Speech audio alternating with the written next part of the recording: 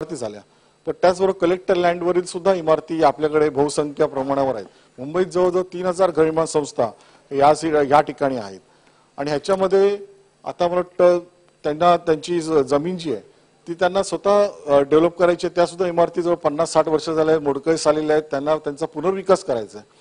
पण हा पुनर्विकास करत असताना वर्ग 2 मधून वर्ग 1 मध्ये त्यांना रूपांतरित करण्यासाठी जी 15% रक्कम रेडी रकमेने लावलेली आहे, ती रक्कम 5% आणण्यासाठी मला वाटतं सातत्याने मी या सभागृहात विषय मांडलेला आहे, बैठका सुद्धा घेतलेल्या आहेत आणि त्या संदर्भात सुद्धा लवकरात लवकर निर्णय व्हावा आणि जेणेकरून या सर्वच या 3000 गृहनिर्माण संस्थांमधील रहिवाशांना एक चांगला दिलासा हा त्या ठिकाणी मिळू शकेल.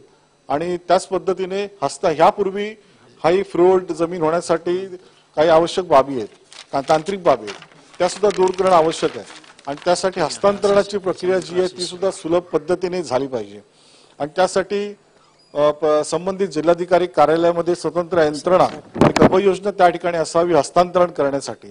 कारण त्या ठिकाणी एखादा जर का हस्तांतरण करण्यासाठी गेला तर त्याला बराच त्या ठिकाणी त्रास होतो. आणि मला वाटतं मध्यंतरी एक GR सुद्धा 20 एप्रिल 2023 ला आणला होता आणि त्या GRच्या अनुषंगाने जिल्हाधिकारी पूर्वी जिल्हाधिकाऱ्याला मार्फतच फक्त हस्तांतरणाची प्रक्रिया सुलभरित्या चालत असत होती. आता ती प्रक्रिया मंत्रालयापर्यंत वर्ग झालेली आहे आणि त्याच्यामुळे प्रत्येक ज्या सदस्याला हस्तांतरणाची प्रक्रिया करायची असेल त्याला जिल्हाधिकारी आणि मंत्रालय असं संपूर्णच फिरून संपूर्णपणे त्याला त्या ठिकाणी एरझारा घालावे लागणार आहेत. आणि म्हणून जी मला वाटतं मागच्या वेळी माननीय महसूल मंत्र्यांनी कबूल सुद्धा केलं होतं की ही GR आपण रद्द करून आपण जिल्हाधिकारी स्तरावरच हा निर्णय हस्तांतरणाची प्रक्रिया आपण सुलभरित्या पार पाडू.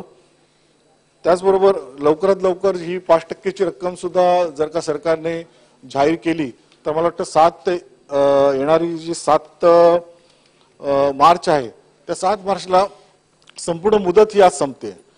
आणि जर काही मुदत संपली तरी संपूर्णपणे जी काही कलेक्टर लँड संदर्भात आपण फ्रीहोल्ड संदर्भाचं धोरण आहे ते संपूर्णपणे बारगळलं जाणार आहे. आणि म्हणून याची मुदत सुद्धा चांगल्या 2 ते 3 वर्षापर्यंत वाढवावी.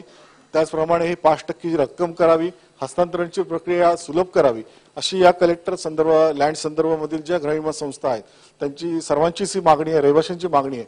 आणि म्हणून या संदर्भात सुद्धा सकारात्मक विचार शासनाने करावा ही विनंती करतोय.